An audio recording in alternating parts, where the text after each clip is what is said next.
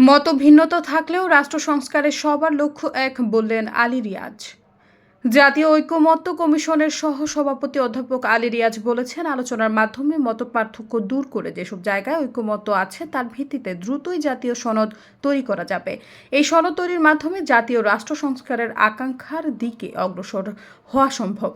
তিনি বলেন, রাষ্ট্র সংস্কার প্রশ্নের সবার লক্ষ্য এক, তবে সংস্কার বাস্তবায়নের পথ নিয়ে সামান্য ভিন্নতা আছে। মঙ্গলবার জাতীয় সংসদের এলডি হলে ন্যাশনাল ডেমোক্রেটিক মুভমেন্টের সঙ্গে সংলাপে এসব কথা বলেন তিনি। অধ্যাপক আলী রিয়াজ বলেন, আমাদের প্রধান লক্ষ্য হচ্ছে দ্রুততার সঙ্গে একটি জাতীয় সনদের জায়গায় পৌঁছানো। এই কমিশনের মেয়াদ যেহেতু জুলাই মাসের মাঝামাঝি পর্যন্ত, তাই আমরা আশা করি প্রাথমিক আলোচনা মে মাসের মাঝামাঝি পর্যন্ত শেষ করতে পারব। পরে আমরা পরবর্তী ধাপে অগ্রসর হব। আলোচনা টেবিলের দুই পাশে হলেও এখানে পক্ষ দুটি নয় মন্তব্য করে তিনি বলেন, আমরা সবাই এক পক্ষ, চেষ্টা করছি রাষ্ট্র সংস্কারের জন্য।